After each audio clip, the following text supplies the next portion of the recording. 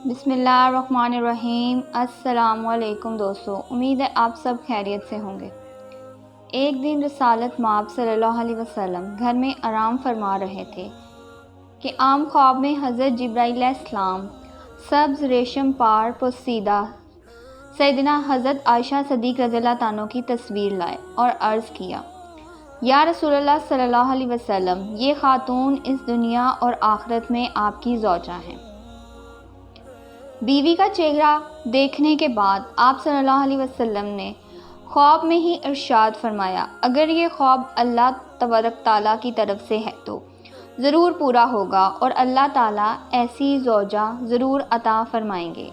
اور یہ خواب مسلسل 3 راتیں آتا رہا، اور یہ حضرت عائشہ صدیق رضی اللہ عنہ کے لیے بہت بڑی منطق ہے کہ حضور اکرم صلی اللہ علیہ وسلم کو ان کے آنے سے پہلے ہی ان کے جمال پر نور کا مرکب و مشتاق بنا دیا۔ ایک روز رسول اکرم گھر میں تشریف فرما تھے کہ حضرت عثمان بن رضی اللہ عنہ کی زوجہ حضرت خولہ بنت حکیم رضی اللہ عنہ حاضر خدمت ہوئیں اور عرض گزار ہوئیں، یا رسول اللہ، میرے ماں باپ آپ پر قربان، آپ دوسرا نکاح کر لیں۔ کس سے؟ حضور صلی اللہ علیہ وسلم نے دریافت فرمایا، بیوہ اور کنواری دونوں طرح کے رشتے ہیں، جسے پسند فرمائیں۔ حضرت خولہ بنت حکیم رضی اللہ عنہ نے عرض کیا، کون ہے؟ بیوہ تو حضرت سود بنت زمن رضی اللہ عنہ ہے، اور کنواری آپ کے قریب ترین دوست اور عاشق راز حضرت ابوبکر صدیق رضی اللہ عنہ کی صاحبزادی سیدہ عائشہ رضی اللہ عنہ ہے۔ حضرت خولہ زوجہ عثمان رضی اللہ عنہ نے عرض کیا تو فرمایا، دونوں جگہ بات کرو۔ حضور پاک صلی اللہ علیہ وسلم سے اذن پانے کے بعد حضرت خولہ بنت حکیم رضی اللہ عنہ سیدھا سیدنا حضرت ابوبکر صدیق رضی اللہ عنہ کے در دولت پر پہنچی۔ اس وقت وہ گھر پر نہیں تھے۔ ان کی اہلیہ محترمہ حضرت سیدنا زینب ام رومال رضی اللہ عنہ نے بڑی خندق پیشانی سے انہیں بٹھایا تو حضرت خولہ رضی اللہ عنہ نے کہا، بہن، میں عائشہ بیٹی رضی اللہ عنہ کے لیے رسول پاک صلی اللہ علیہ وسلم کا پیغام لے کر آئی ہوں۔ عائشہ رضی اللہ عنہ کے باپ کو آ لینے دو، ان سے بات کروں گی، پھر بتاؤں گی، کل آنا۔ حضرت زینب ام رومال رضی اللہ عنہ نے کہا تو سیدہ خولہ بنت حکیم رضی اللہ عنہ اٹھ کر سیدھا سود رضی اللہ عنہ کی والدہ زمان کے پاس آتی ہیں۔ وہ ابھی دیکھ کر کہتے ہیں، آؤ خولہ رضی اللہ عنہ، بیٹھو، آپ کو آج کا دن مبارک ہو۔ وہ بولی، تمہارے لیے بھی خیر و برکت ہو، کیسے آئی ہو؟ زمن نے دریافت کیا، آپ کی بیٹی سودہ رضی اللہ عنہ کے لیے پیغام لائی ہوں۔ کس کا؟ سنیں گی تو خوش ہو جائیں گی۔ سیدہ خولہ نے جواب دیا، بتائیں تو صحیح۔ زمان نے اپنی پوری توجہ اس کی طرف منتقل کر دی۔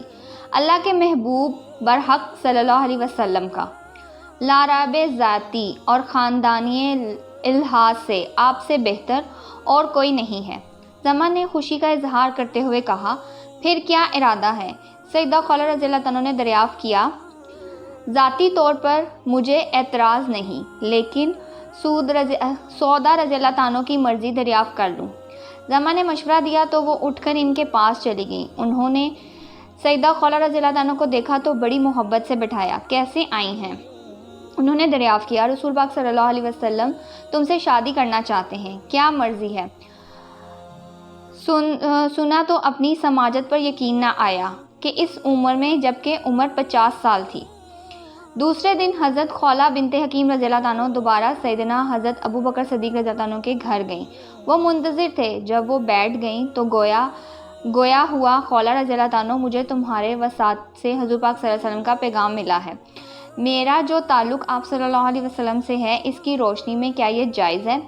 عائشہ تو رسول پاک صلی اللہ علیہ وسلم کی بھتیجی ہے۔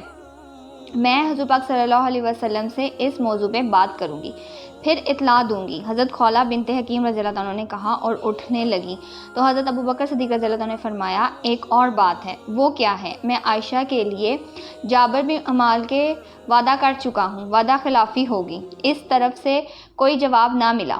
حضرت ابوبکر صدیق رضی اللہ عنہ نے بتایا تو وہ اٹھ کر چلی گئیں اور سیدھا آپ صلی اللہ علیہ وسلم کے کاشان اقدس پر پہنچی اور عرض کیا، یا رسول اللہ صلی اللہ علیہ وسلم، سودا رضی اللہ عنہ نے آپ کو اختیار دے دیا ہے کہ جو چاہیں اس کے حق میں فیصلہ صادق فرمائیں۔ پھر عرض کیا، میں آپ کے دوست اور جانثار کے ہاں بھی گئی تھی، کیا کہتا ہے؟ رسول پاک صلی اللہ علیہ وسلم، وہ کہتا ہے کہ عائشہ تعلق کے لحاظ سے آپ کی بھتیجی لگتی ہے، کیا یہ رشتہ جائز ہوگا؟ سماعت میں فرمایا تو ارشاد کیا، ابو بکر میرا صرف دینی بھائی ہے، نکاح جائز ہے۔ ایک بات انہوں نے یہ بھی بتائی تھی کہ عائشہ رضی اللہ عنہ کے لیے انہوں نے جازیب بن عماد سے وعدہ کر رکھا ہے۔ ٹھیک ہے، حضور پاک صلی اللہ علیہ وسلم نے ارشاد فرمایا، اور پھر حضرت سیدنا سعد بن زماد سے شادی ہوگی، جنہوں نے اپنے آقا و مولا صلی اللہ علیہ وسلم کی بیٹیوں کی اپنی اولاد سے بڑھ کر دیکھ بھال کی۔ چند دن کے بعد جبار بن مولا سے خود ہی سیدنا حضرت ابوبکر صدیق رضی اللہ عنہ کی بیٹی سیدنا عائشہ رضی اللہ عنہ سے شادی کرنے کے لیے انکار کر دیا، اور وجہ یہ بتائی، میں نہیں چاہتا کہ عائشہ کے گھر میں آنے سے میرے گھر میں اسلام داخل ہو۔ اللہ تعالیٰ نے اپنے محبوب صلی اللہ علیہ وسلم کے راستے کے تمام رکاوٹیں دور کر دی تھی۔ چنانچہ حضرت سیدنا ابوبکر صدیق رضی اللہ عنہ نے سیدنا خولہ بنت حکیم رضی اللہ عنہ کو بلاوا بھیجا۔ جب آئیں تو کہا، جبی نے عائشہ رضی اللہ عنہ سے شادی کرنے سے انکار کر دیا ہے، اب آپ جا کر حضور صلی اللہ علیہ وسلم سے کہہ دیں کہ جب چاہیں عائشہ سے شادی کر لیں۔ مہر ادا ہو جانے کے بعد اصحابات کی ایک جماعت دلہن کے گھر پہنچی۔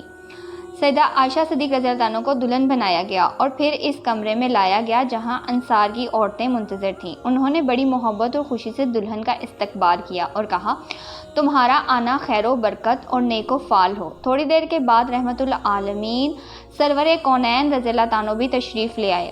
اس شادی میں سیدنا عائشہ صدیق رضی اللہ عنہ کی سہیلی حضرت اسماء بنت یزید رضی اللہ عنہ بھی موجود تھیں۔ فرماتی ہیں، اس وقت آپ صلی اللہ علیہ وسلم کی رفیق کے لیے دودھ پیش کیا گیا۔ آپ صلی اللہ علیہ وسلم نے پیالے سے تھوڑا سا دودھ پیا اور پھر پیالہ حضرت عائشہ صدیق رضی اللہ عنہ کی طرف بڑھا دیا۔ وہ شرمانے لگی۔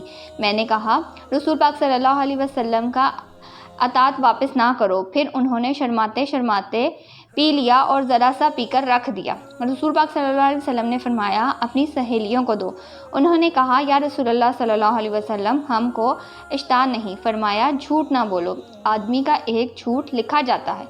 اور پھر سیدہ عائشہ صدیق رضی اللہ عنہ کی رخصتی ہوئی۔ یہ شوال کا مہینہ اور سن ہجری کا دوسرا سال تھا۔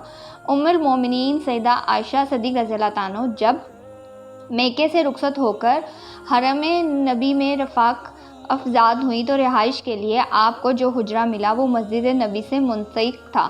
اس کا گھر کا دروازہ بجائے مسجد تھا اور امیر المومنین سیدہ سعود رضی اللہ عنہ جس گھر میں منتقب تھیں اس کا دروازہ جانب عین عثمان تھا۔ اس وقت تک صرف 2 ہی حجرے تعمیر ہوئے تھے۔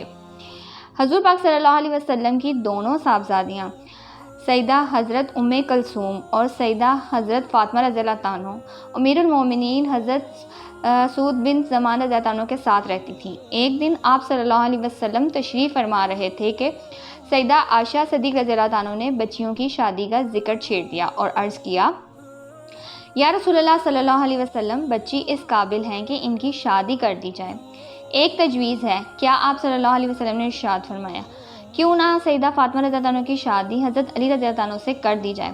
حضور پاک صلی اللہ علیہ وسلم نے سماعت فرمائی تو وہ بہت خوش ہوئے۔ چوتھی بیٹی سیدہ ام کلثوم تھی۔ ان کی اس وقت عمر 20 سال تھی۔ ان کی بڑی ہمشیرہ سیدہ رقیہ رضی اللہ عنہ جو سیدنا حضرت عثمان غنی رضی اللہ عنہ کے حملہ میں تھیں، 2 ہجری میں وصال پا چکی۔ ایک روز ام المومنین نے اپنے آقا المولا سے عرض کیا، حضرت عثمان رضی اللہ عنہ کے بارے میں کیا خیال ہے؟ کس بارے میں؟ رسول پاک صلی اللہ علیہ وسلم دریافت فرمایا، ام کلثوم کی اگر اس سے شادی کر دی جائے۔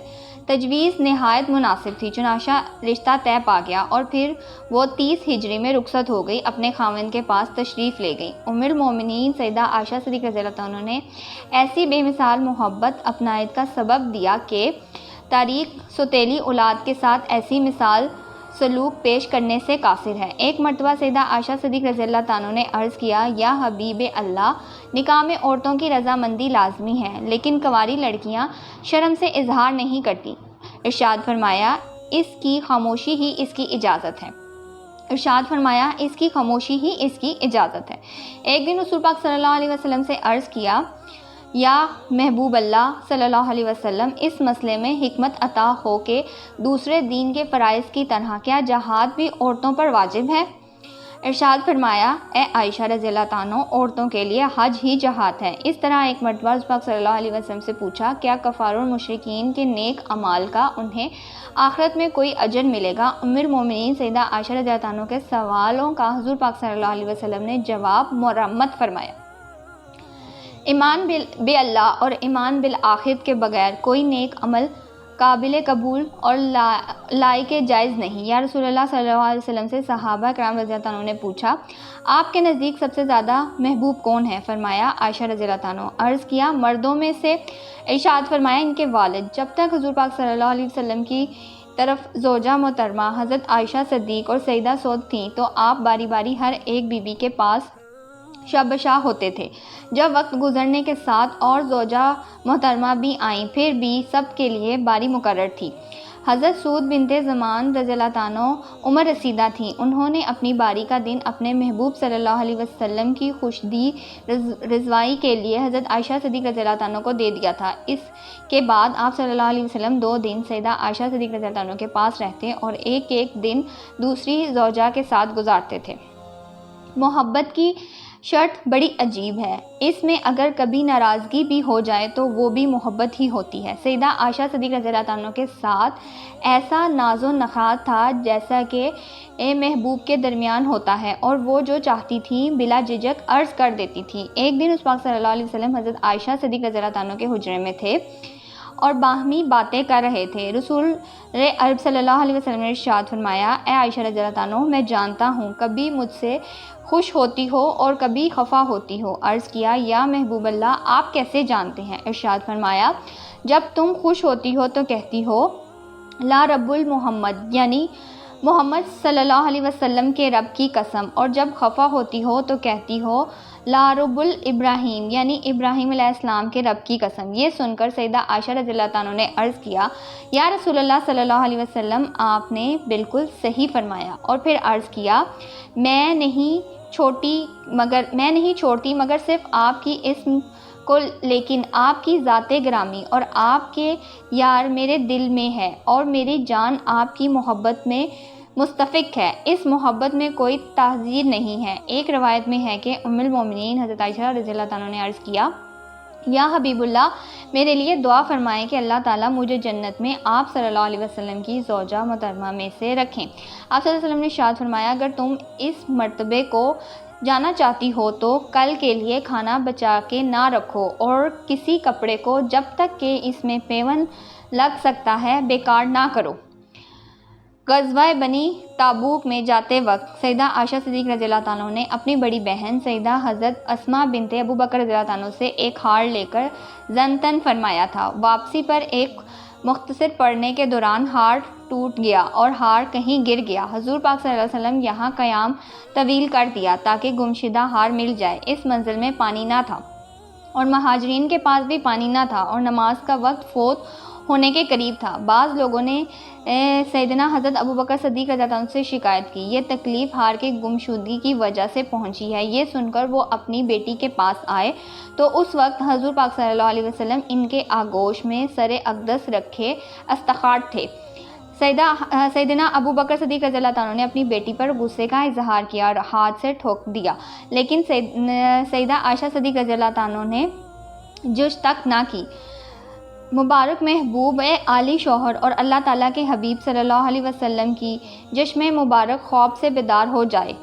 صبح ہوئی، پانی موجود نہ تھا۔ وضو کر کے فریضین نماز ادا کرتے، اس وقت اللہ تعالیٰ نے آیت تامینہ نازل فرمائی اور لشکر اسلام نے صبح کی نماز تعمیل کر کے پڑھی۔